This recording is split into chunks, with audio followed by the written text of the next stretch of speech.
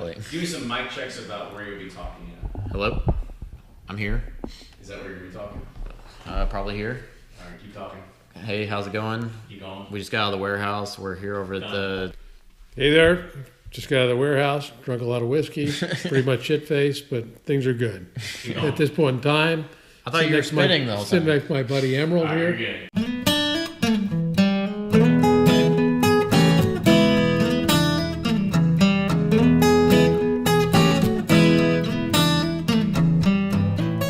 Hey everyone, today's guests are pretty special. If you've been in the bourbon game long enough, you're going to know the name Reid Emerald. If an old willet ever pops up for sale that these guys picked, and one did a few weeks ago on the forums, you're looking at a clean almost maybe $3,000 to $4,000 for that bottle. These guys are that good. They've been around a long time and are part of the barrel picking group 1789B, which most people might have heard of if you've been around here even a short while. Not to mention, they're also part of the barrel pick that we did at Wild Turkey back on episode 105. This week's iTunes review shout out goes to someone who looks like they probably had a hard time picking out a username because he or she is going by the name Holy Crap Nicknames. Best bourbon chatter out there, full stop. Look forward to hearing the twang of the intro guitars every episode. Especially good for someone like me who's been into bourbon for a couple years but may not know all the nuances, history, and industry and the people, but want to learn more. So thank you again for making that awesome iTunes review. Be sure to support the podcast by making those iTunes reviews if you haven't done so already. And before I forget, this might be the first time we've had a guest on the show that is also a Patreon supporter. So thank you, Reid, for doing that. And also, be like Reid. Go to patreon.com/bourbonpursuit and support the show to receive cool swag like stickers, koozies, t-shirts, bourbon samples, and more. With that, enjoy this week's episode.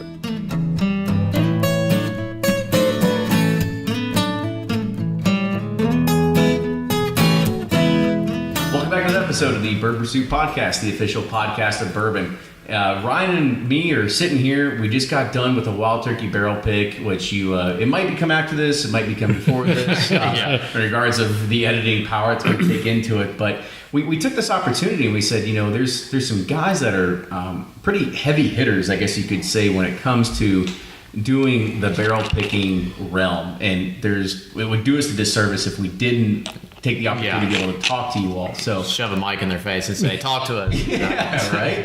Hello. Yeah, so we're actually, for anybody that's actually watching on video right now, we are in the old Wild Turkey Visitor Center, right? So this is with the original one that's been here for a long, long time. This was before bourbon was cool. Yeah, This was right. the visitor center. Back in the old days. Exactly. Not only that is, 3 years ago. Yeah, 3 years ago. And when we walked in here, you even said, oh, I got that bottle. It's a 1981 old, Wild Turkey. I think I just. I think I saw it in your pocket. Yeah, exactly.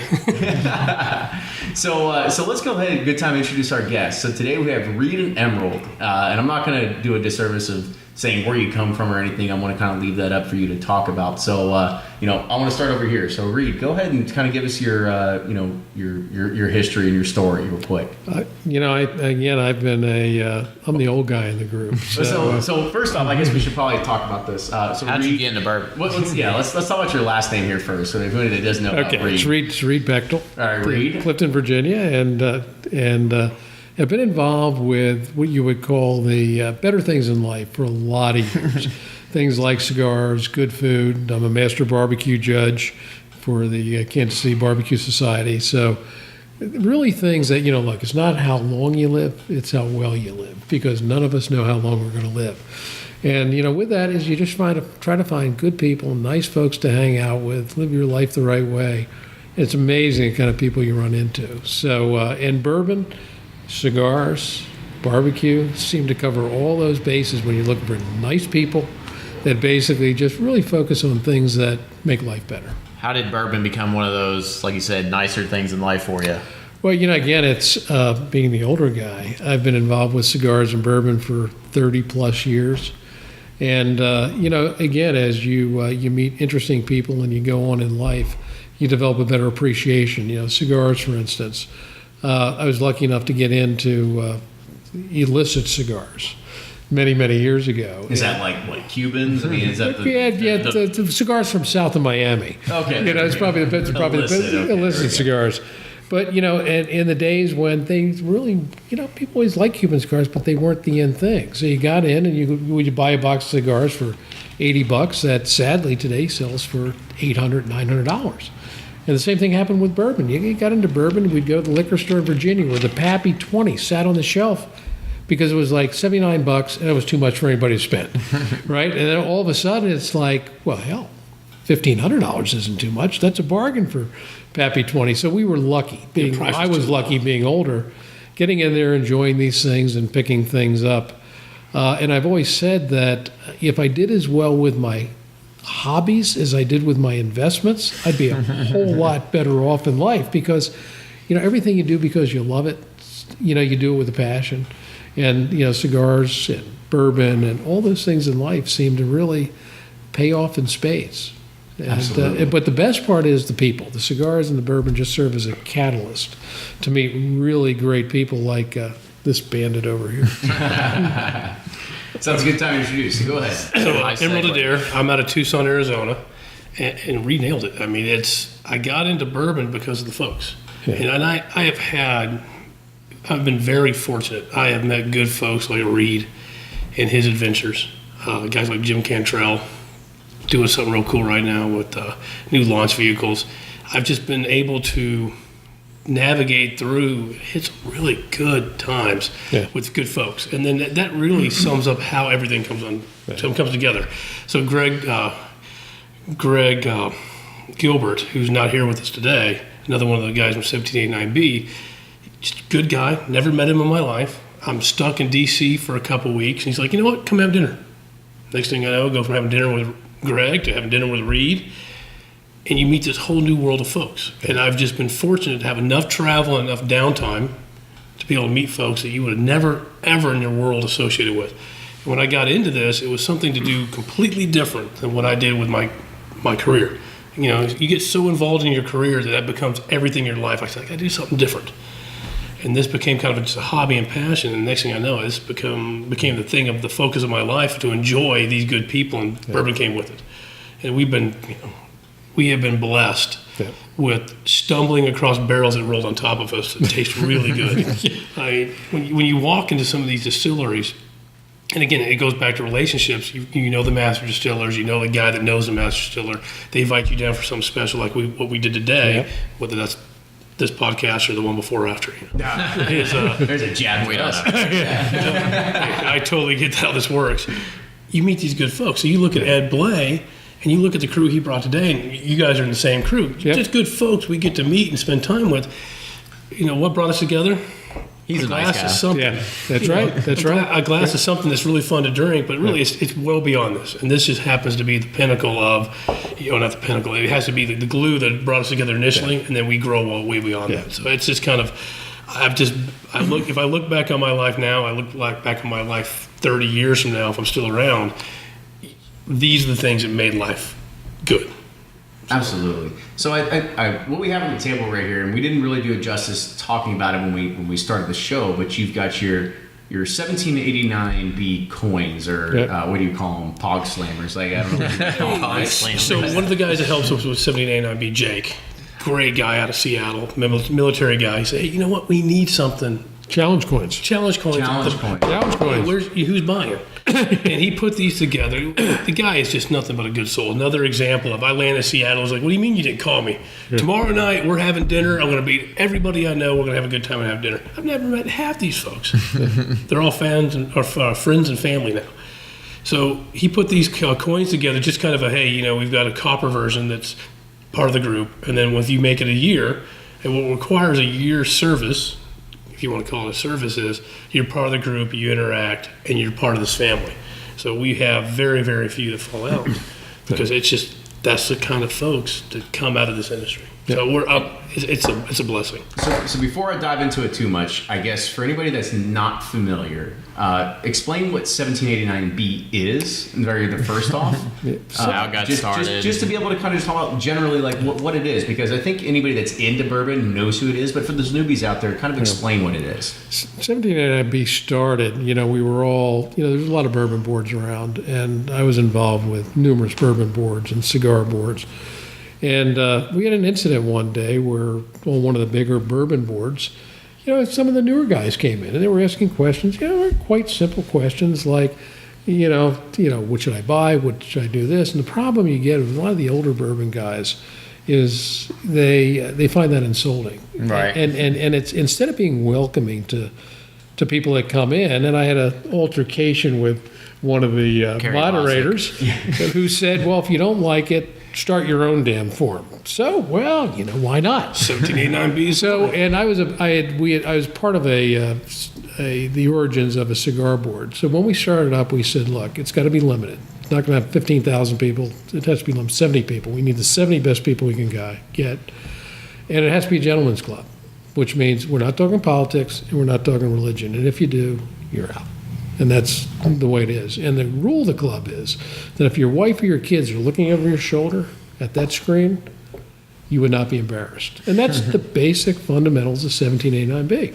And we started off with bourbon being the catalyst, and it's evolved where we talk just as much about cigars, cooking. I mean, our wives say you guys are a bunch of pansies because the best recipes that we have come from all these guys on the board. Pinterest board. Yeah, right. 1792 Right. Pinterest. And one of the rules of the group was, and it wasn't to buy barrels. It was funny. That came afterwards. And we started to buy barrels, and we got to know the guys in the early days, the Drew Coldsveens of Willett, that everybody was poo-pooing because he wasn't making his own whiskey, he was buying it. The Dave Perkins, same thing. He was buying his whiskey. And we got to know these guys and found them to be genuinely nice people. And one of the rules of our group is you can buy it, but you can't sell it. Give it away to friends, give it away to family, donate it to charity. But if you buy a barrel, and the problem we get into now is some of the original Reid and Emeralds, which we couldn't give away for $32, are now like people will pay you $5,000-$6,000 a bottle for this stuff, and we get called. People I call can't you get my and say, head wrapped around that at all. and the difficult thing is, but no, you can't sell it. That's it. You want to donate it. We just had a member pass away, and we've set up a charity. We'll probably generate $40,000. The other thing we do is that for every bottle we have done, we donate money to no-kill animal shelters. And to date, we've donated over $40,000 That's awesome. to no-kill animal shelters. We have a guy, Tom, Yep. he just goes around. We talk to animal protection groups, and basically, so you have to kind of give a little something back. And look, it's only brown water. People take this shit too. It's just another bottle of whiskey. They take it too seriously. I know, It's they just have podcasts about it, right? Like, how weird. yeah, it is. And so that's the way it started. So it started on a mutual respect as a gentleman's club, that it would be nice, and we use bourbon to be the catalyst to bring things together. And up to this point in time, we're buying barrels of Armagnac, tequila, a variety of other things, but it's all being done because the people really enjoy it. And again, it's 70 members. So it's not like, and we've done 112 barrels of whiskey so far. 5 years, 40K to charity, 112 barrels. Yeah, it's kind of And interesting. it's all tight knit. I don't know what to compare it to. Right. It's a fun group, and there's a lot of great groups out there. The guys up in the Northeast, the guys down in the South. Just I can't remember the name of the guys out in San Francisco because there's 2 or 3 groups, but they're all great guys too. Guys. So I wouldn't rank any of them above one of the others. It's just good folks doing what they do, and our specialty happens to be it's really good folks around. I'd say the pleasure of life, like Reid said, the good things you enjoy, and that happens to be bourbon, barbecue. Some guy asked which suit should we buy this week. We were talking about suits. I need to buy a suit coat, So right? which one? It's the wildest form that you could imagine. 'Cause if you try to nail it down on Google of what we cover, it looks like schizophrenia. It is. The bottom line is, like Reid said, it all comes together because it's folks that are respectful. It reminds you of what different than what you see today. Everybody's screaming at each other. We have the most diverse politics, the most diverse religion you can think of out there. doesn't make any damn difference. They're all good folks. We have a good time together. We all come together, and that diversity makes us and our unbelievably strong. The membership is extremely. The interesting thing about the membership is that a lot of people would know if they knew who the members were. Yeah. Because they run a lot of online forums and a variety of other things, and. But the name of the game is just, enjoy it. And one of the rules we have is you could belong to any. There's a lot of groups that say, well, if you belong to us, you can't join another group. Ours is join whoever the hell you want to join. I mean, it's like golf, join whoever you want. It is more diverse. We encourage people to do that. As you guys know, we hold an event here in Bardstown. And the first thing we do is we run into folks like yourselves or the folks we met from Cork and Barrel or Bourbon Mop. Say, hey, come on over. Yeah. Drink some bourbon, have some cigars, have some dinner with us because it's a very nice community. We do our best to avoid any industry influence. Hey, we're tied to any one group because we're not. You can't be an industry. You cannot. Anybody that's tied to the industry in any way cannot be a member. Cool. Where does 1789B come from, the name? It's the B is for bourbon, and 1789 was theoretically the year that Elijah Craig basically first called it bourbon. Ah, that priest that magically had the barn burned. The fire that never existed, maybe. Who knows? That's right, because it originated from the cigar board, which was 1492C, which theoretically was when Columbus discovered Cuba, and the C is for cigars. That makes sense. Yep. It makes Yep. sense. So I guess. So you said this group has been 5 years running now? So 2000 it originated on October 5th, 2010 was the first post. Okay, About so 7 years, 6.5 7 years. years We'll work on is when it's 7. been started.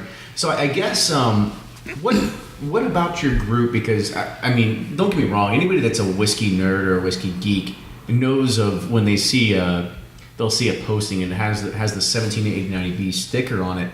And all of a sudden, like everybody just, their hair sticks up the back of their They're neck, drooling. whatever it is. But I mean, what do you think it is about distilleries that maybe they roll out the red carpet for you, or is it just I wouldn't say coincidence? So we were fortunate enough to be into this before the big boom.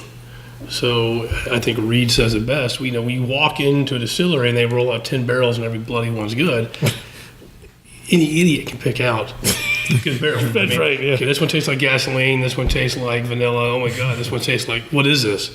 And today's a good example. How many guys in that group were 1789B? 2 of how many were there? 9? Yeah. We didn't need anything special. We had the fortunate, because of Ed Blay really did all the work on this one, to pull this together with his connections. It's all about relationships. He was able to pull this together, and we got to taste really good whiskeys. And we picked 5 barrels today out of around 11 we tasted. Yeah. That's remarkable. I mean, picking 50%, roughly 50% of the barrels rolled out is almost unheard of. But that's, again, Ed Blay rolled out that relationship. We were fortunate enough to get tied to it based on just, we're not a bunch of pricks, we're having a good time. Ed gets to know me. But I didn't know Ed from Adam. I met him through a mutual friend, got to know him. Ed got to know me through him, and we just hit it off. And the next thing you know, we end up in this relationship, and he invites us to participate.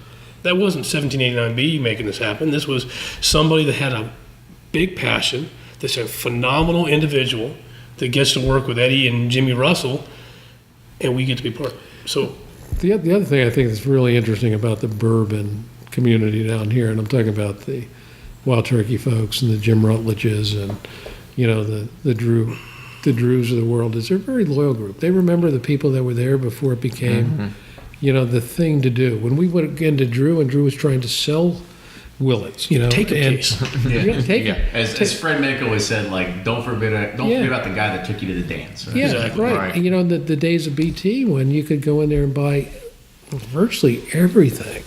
And, the beauty about the people in this industry is they kind of remember that. So even as everybody came in willing to pay more, willing to do whatever they wanted to do, they say, you guys were here back in 2010 before everybody else was here.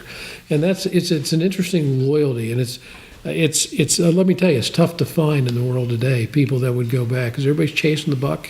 Oh, yeah. These folks, they'll go back and they'll say, look, you guys were here at the beginning. And I got to tell you, in our case, because we're a private group, so we get into situations where there's retailers banging on these guys, saying, whoa, we can't get barrels, and you're giving this crap to these guys that aren't even in the business. And I got to tell you, they remember. And that's, I think, the beauty, because everything goes through a cycle, and this cycle will end.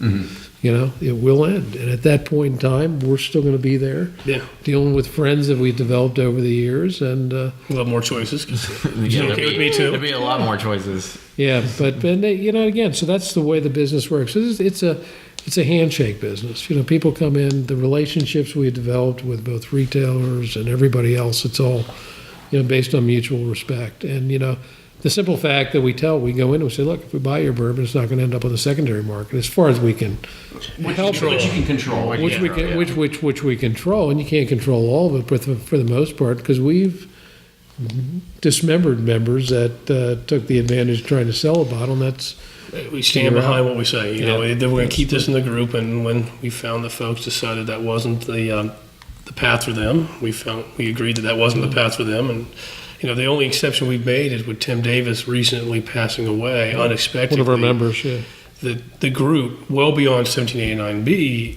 has donated a remarkable amount of very select bottles that don't all have our label on them. They're Right. what we have in our bunkers as family, and we're auctioning them off. And we're probably going to approach something around $40,000. 40,000 plus It's a donations goal for to his help kids. put his two kids that are approaching Through college. college through school. So That's that's the very only exception we've ever made where Yeah. you'll see coming out of our leader, Greg Gilbert, auctions on one of the not mentioned websites out there. It's okay. We don't have to say. But you'll find them out there. Rhymes with Smash Book? Is that what it is? No, I'm just Something like that. kidding. Smash Face? So again, it's not about profiting. There's no interest in there. It's in helping the groups or helping the community and reaching beyond, which is not how we started. It was just a group of guys that decided we want to do something that's actually more family oriented. And next thing you know, we're a group of 70 folks that care about Yeah. the animal no-kill shelters, you know, members that have issues. It's amazing. We to watch these guys. encourage the wives and significant others. You'll see. Anytime we get together, the wives know each other as much as the members do. In fact, they can collaborate. And they can drive you tolerate around. us. They drive us around, and there comes a certain point when they say, "Don't worry about it. He's just going to keep buying it. So don't worry about it. Doesn't Please matter." let it slide. Yeah, So how do you- It's a support group. it's a support group. Exactly. So how do you become one of the 70? So it starts off with just, you know, the same kind of mentality of who are good folks. And it doesn't have to be around bourbon. We have guys in our group we brought in that are very new to bourbon. It's just, you know, it's the folks you meet in your life that you bring in. You know, there's a guy today we brought in that's, you know, he's not a member. He's just a really good guy. He has the potential of being one of the members just because he is who he is. The guy's a former special ops guy. He is huge with just interacting with people and helping folks. And I didn't pick him. He just happens to be a good friend I got to know. So eventually you introduce them into the group and they become part of the fabric. We cap it at 70 because when you start getting above that, we kind of figured that it starts getting squirrely. You start getting factions, and Absolutely. that's not what we want. And even at 70, it's, you know, my hat's off to Reid and my hat's off to Greg for managing 70 herds of cats with 75 opinions. It's nuts, but it's to be part of the guys. It's just you just be who you are, and it doesn't discount. There's phenomenal folks we know that are not actual members of 1789B because Like us. No, I'm kidding. no, exactly. You guys are active, but it's the guys we know that are very good, but they don't actively participate. And one of our requirements is you have to be an active member contributing to the board. That's the hardest thing about any of these groups is sustaining an interest for years. Yeah, Absolutely. So I guess I'll throw another question your way because, you know, this all started from a bourbon board and, you know, PHPBB boards that were way back in the day, Yep. just regular forums, right? Now, the advent of Facebook and the Facebook groups that have been prolific in the past, 2-3 years? Yep. Like, how has that changed the dynamic of the group? Whether you move to something like that or whether you're involved in those conversations, you just kind of try to mute it as best as you can. Yeah, we basically operate under a typical format. It's good because it's secure to a large degree, and basically it's an encompassed community. You know, you got 70 guys that since 2010. If I reach for the stats, there's probably 280,000 posts on our board. 70 guys, 280,000 posts. You're like, what can we possibly talk about this much? Well, but the other thing is that we've been very lucky to have, like, we invited Dave Perkins on. We did a blind tasting with Dave Perkins where he provided some of his whiskey, and we tossed a bunch of other whiskeys in there. And you got to love Dave. Because Dave was saying, who would drink this crap? And we'd say, oh, Dave, that's one of yours. That's one of the ones you gave us. And he'd say, oh, you got to be kidding me, you know? And we've had Jim Rutledge. And we've had a wide variety of people that have come on and do this interactive. Beyond bourbon. I mean, just beyond bourbon. We've had barbecue guys and all kind beer, of you name it. Beer, cigars, the whole passionate folks. The whole 9 yards. But you know, it's a safe place to go. You go the internet today. You go to these forums, and whether it be Facebook, and it's like, I mean, are you ready for some abuse? And people are doing this, and you know, it drives you crazy. And ours is, it's like a peaceful place. You kind of go. You talk about bourbon. You talk about, you know, one of our members we just discovered came down with cancer.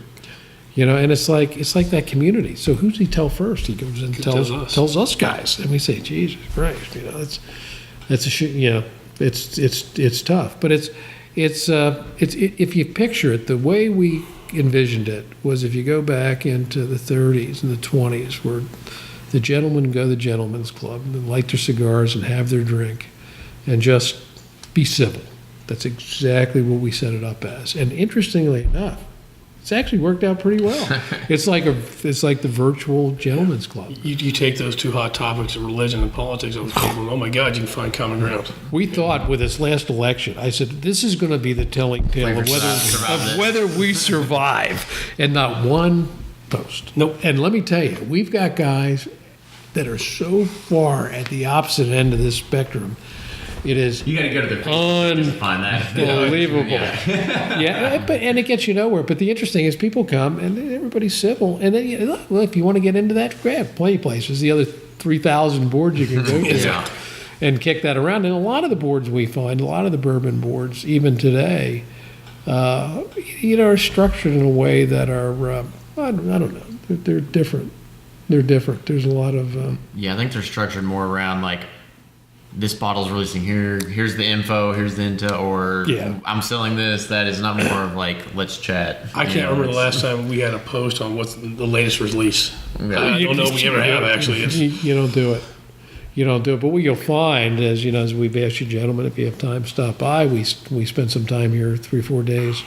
And, you know, come on by. There's probably the best bourbon you'll ever find. I'm gonna get your number. There. Yeah, I'll be in Bardstown tomorrow. Yeah, cigars and food and all that. But again, bourbon is very social, and if you treat it as that, and you find it as a way to bring people together and enjoy, you know, life, rather than, hey, I got the hottest thing in life. I'm not going to open it. I just wanted to let you know I got it. Right? Does anybody open any of this new stuff anymore? You know? I mean, does anybody open bourbon? There's liquid stock. And then people think stuff get traded, and there's a lot of this, you know, guess what I have? You know, it's like, okay. Nice. I mean, so I guess, what's your thoughts about that, right? Because I can tell by the demeaning kind of tone in your voice, you're kind of like, it's bullshit at the end of the day, right? Like, you should be able to enjoy this because it's something that isn't, it's nothing that's going to gain you a lot of value at the end of the day. Well, maybe it will at some point, but those are people that want to sell it. But I mean, in regards of just enjoying it and enjoying the fruits of life, I think that's the main thing that you guys are really going after, right? I wouldn't say, you know, folks go out there and buy and trade and sell stocks, bourbon, cars. Hey, that's absolutely fine. And there's guys in our group that do that outside of our group. Yeah. Okay, I don't dislike them for it. We have rules on what we do with our juice because of, you know, the agreements we've made to have access. So I don't look it down upon it. It's just that's not. It's not for you all. Yeah, but it's still tough because, you know, for instance, we take a look at, we did 5 Reid Emeralds. And, you know, on average, we paid $65 a bottle on average. I think it was 85 when it first came, 85.99. The Weeder. I had to have a ship to the Talk about the Reid Emeralds real quick. But for anybody that doesn't know about it, like, so talk about the early barrel picks, what they were, all these other kind of things. We did 5 Reid Emerald barrel picks. Yeah, and the first one was a 6-year-old that just, you know, reached out of the rick house, slapped both of us, and we had about 10 barrels we had to down select from. And we put a bunch of them on hold. Well, A lot of those- I know we got to pay justice to Wild Turkey for hosting us, but like, where are they at? Like, give us some more. That was details. Willet. And Okay. it was a juice. They don't. You can't reveal their sources, but they had some selections in there. Not We that have a it good was, idea. not that it was BF. Not that we have. Yeah, not that it There's was only like BF. 3 places it could possibly be. Yeah, from, you right? guys can So- figure that out. If you taste it, you're like, okay, You know exactly what it that's is. not, not Maker's Mark. So, but it was. We got to taste these great barrels. We put 10 on hold. Some of those we down selected too. We get to top 3. We ended up with the first one that was a 6-year-old. This is like nothing else I've ever had. It's like drinking molasses, caramel Yeah. syrup, you name it. It's just this big bourbon that opens up and keeps changing. And we had a 7-year-old that was Reid Emerald 5 that had that same group. So I think it's 797 and 767 if I remember correctly. Yep. I don't memorize them, and then we had other ones that ended up with 1792 or 1789 bottles, and other folks ended up with similar ones out of our groups. It just happened to be ones we stumbled across. Yeah. And then we were fortunate enough to be able to pick from a couple hundred 16-year-old, they're probably Bernheim. They're the Institzueller barrels, wheat and whiskeys. You can take what you want from that. And when you select from 200 barrels to get to down select over many weeks to choose, you can probably pick out a couple decent bottles from 200. If you can't, maybe you should be doing something else. Yeah.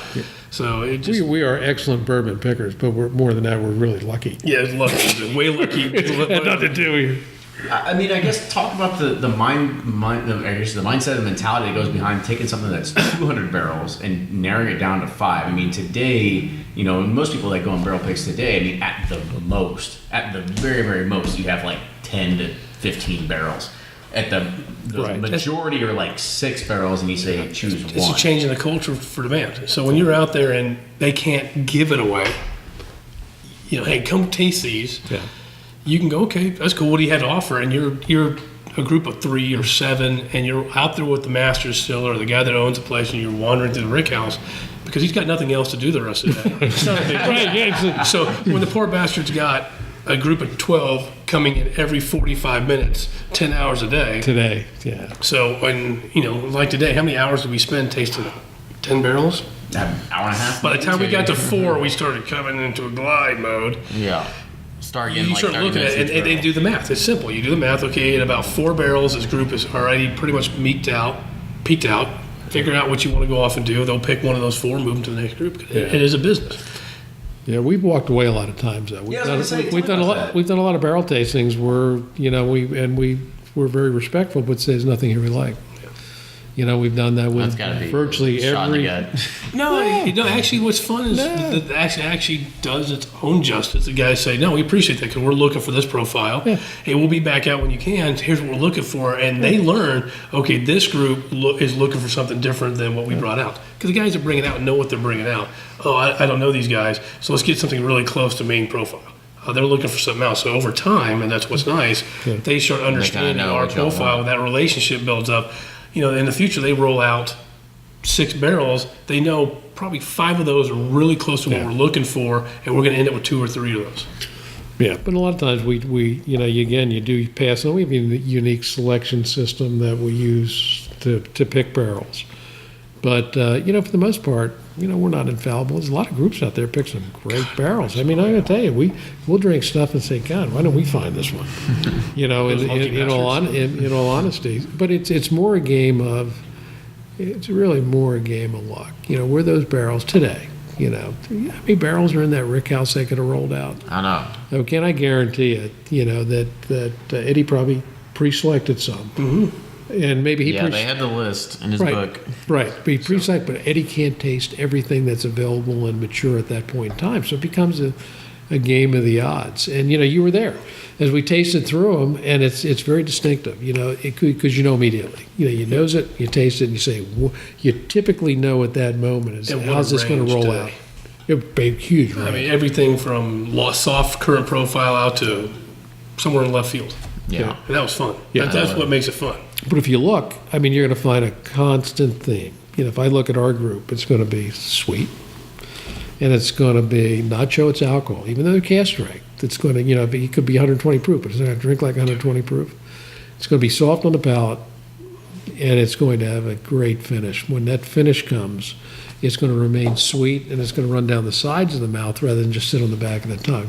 And you guys were there. You did it. I mean, you detected it, and you think you got to be this amazing bourbon. I mean, just buy what you like. I mean, it's that goddamn simple. It's like people go through. You can't shove enough stuff in a bottle the way these guys describe this stuff. You look at all these. How do you get all that stuff in the bottle? It smells like freshly cut grass. And right. And the smell of babies. Third week of Maine. We've had some interactions with some of the most, should we say, the most accomplished bourbon reviewers and public bourbon reviewers. And if I've done it once, I've done it 15 times. Say, look, why don't you do a blind tasting with us? We'll do everything blind. The only individual that ever took us up on that from the industry was Dave Perkins. The only one. And I mean, his reviews were phenomenal. It was so much fun because we look it through our group and we have some opinionated folks. You'd expect that, and it was fun. It was a great discussion, and I think he took that information back and thought about his product line and how to handle it. And it was fun reading his notes on his thoughts about all of the rye we tasted across the industry. But it's what you like.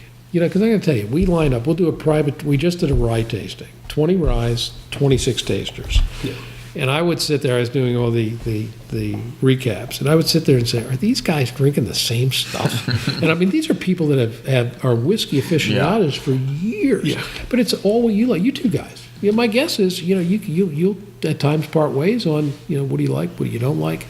How do you do it? And people get so hung up. They get driven by, they follow these reviewers. This is what I should like. Forget It's it. like you said, drink what you like. Really drink what rule you number like. one. You'll get you'll read a review and then you'll drink, but like you're already in your head, you have like a confirmation bias, so you're already thinking about this looking must be for good. The label changed my thoughts. I mean, let me tell you, we had this thing here, and we said, okay, we're going to taste these bourbons, and there was a Pappy and a Russell's Reserve and a something you never heard of. I guarantee you, the one you never heard of could have been the best. But you are, and this is my problem with professional reviews, they're label biased. I mean, because I am.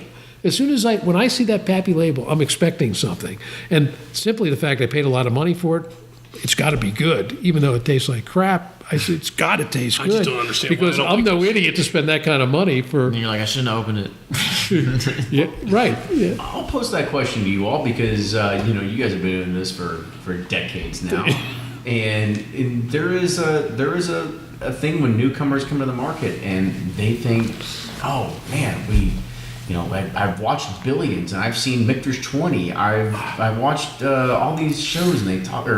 Older's the better. Spent more. It's got to be better. It's either that or just the mainstream older, the higher perf builds up a bias around some labels. Like, do you guys get caught up in a chase at all, or is it for you guys? I mean, as Ryan has mentioned a lot of times on the show, that barrel picks are about as the best as it can get at this point, because not only that it.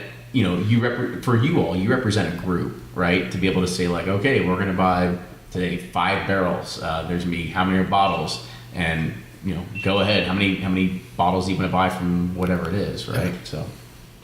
Yeah, I think you take a look. Somebody comes to me and says, "What's the recommendation?" The first thing is it has to be available. Yeah, that's the biggest problem. People say, "Well, what should I buy?" I can tell you, you go to the liquor store. If I go to the liquor store in Virginia today.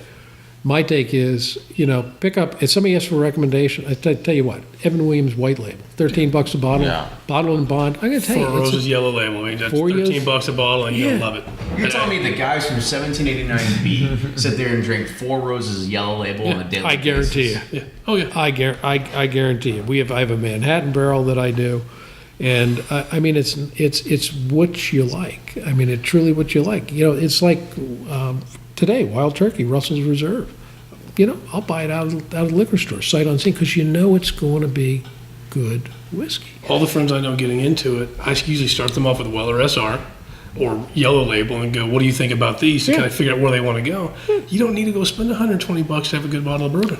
And when you start looking at price point per quality, it's hard to beat that Yellow Label. It's $13, $14, $18. It's and you get a free glass with it. You have a good time. It's a good drinking whiskey. And I've been in San Francisco looking at all their sales stuff going, I'm not spending $75 a glass. Yeah. But we have 4 Roses Yellow on tap. On tap? Okay, give me some of it. And you just sit back and enjoy it, and you know you're going to enjoy that whiskey instead of gambling on some unknown high-dollar juice. We do a lot of blind. We just recently did a blind tasting of 20 off-the-shelf ryes. Off-the-shelf, meaning we went out, we bought them off the shelf because people are label biased. And the perfect example is, for our group, Woodford Reserve is probably not what you would call a big go-to brand. So we tossed in a Woodford rye, right? We figured, See how this goes. see how that goes. We threw in a Knob Creek rye.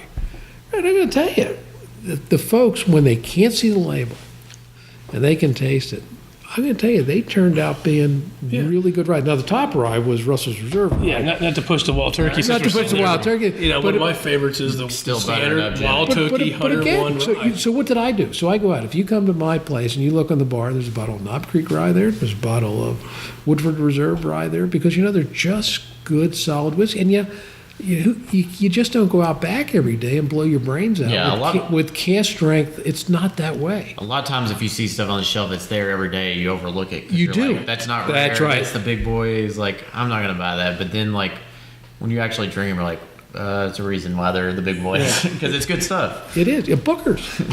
Baker's. Baker's is, I always drink Baker's a lot. I'm saying, people bypass Baker's. It's a good, solid bourbon, for what, $40-45 a bottle. We're all chasing the stuff. I'm going to pay $3,000 for a bottle of something that in a lot of cases, in all honesty, is not as good as the $45 Baker's. Yeah. Knob OGD Creek 114. 120. Oh, yeah, right. OG 114, the bargain of the world. Yeah. The bargain of the world out there. We got to keep the Henry McKennas of the world. Yeah, That's Henry McKenna's, it's another one. Exactly. It's another, but the problem with Henry McKenna's, the fact is that here's the deal. So you go to liquor, it's all single barrel. So the first thing you do, There's a few of them you go to out you go to liquor store, you got to buy. Okay, let me find 3 different barrels, bring them home, open them all, taste them. Okay, because if you find one you really like, if you don't buy it immediately at the liquor store, it's gone. Mm-hmm. And they're all single barrels, and that's the interesting thing about. It's reviewers. My pet peeve with reviewers. They review McKenna, they review Evan Williams single barrel. Which barrel? People run, which barrel? Evan They're Williams. all different. Oh, I love the 88. Okay, there's like 17 different single barrels. Which one did you like? Which one? The one you can't have. Which one did you like? So look, I think the real bourbon aficionados in this world aren't hung up on the stuff they're paying $3,000 for the Pappies of the world. You know what? In fact, you feel better when you go out and you find that $26 bottle of OWA or the 114 or the McKenna. I'm going to tell you, these are good whiskeys. And if you put them in a blind tasting, I'm going to tell you, you're going to get some surprising results. People won't admit it.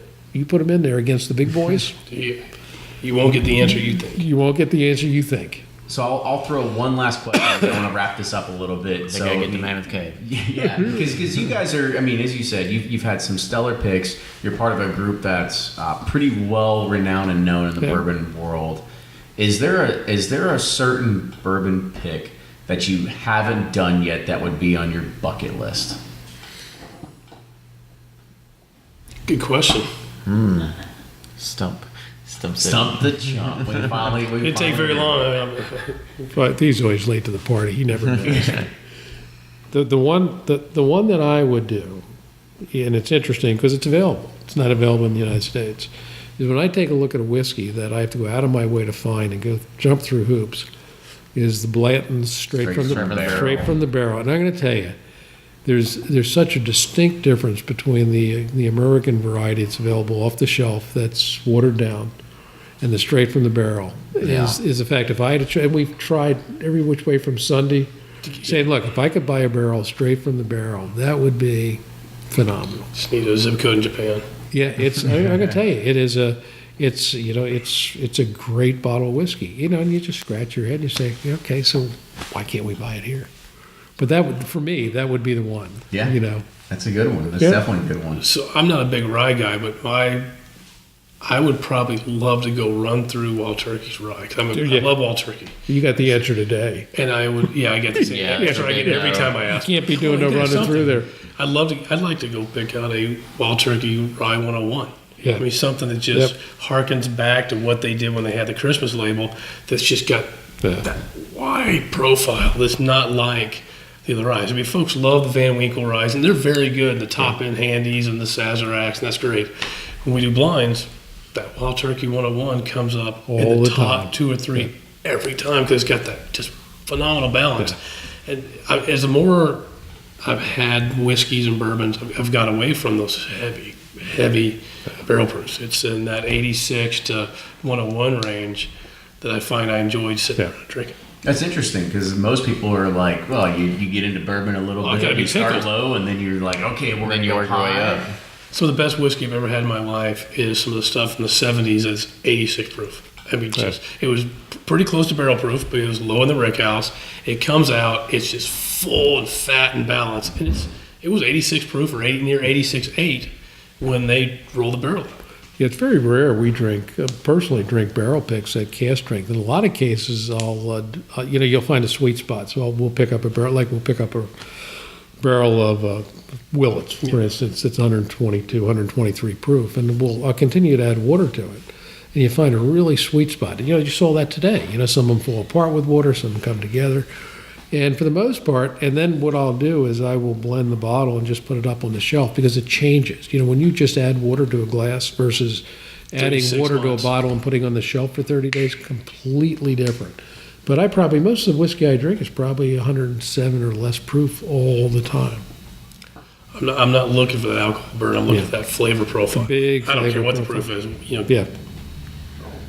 Interesting. So that's awesome, guys. I Yeah. want to say thank you so much for joining us today. Our pleasure. Just to be able to dive into your minds, understand where you're coming from, learn more about 1789B in itself, because you see it all the time on anytime it comes up in a discussion that like these are the guys that know what they're doing, right? It's consistently This is a group that's lucky enough to stumble into good stuff. No.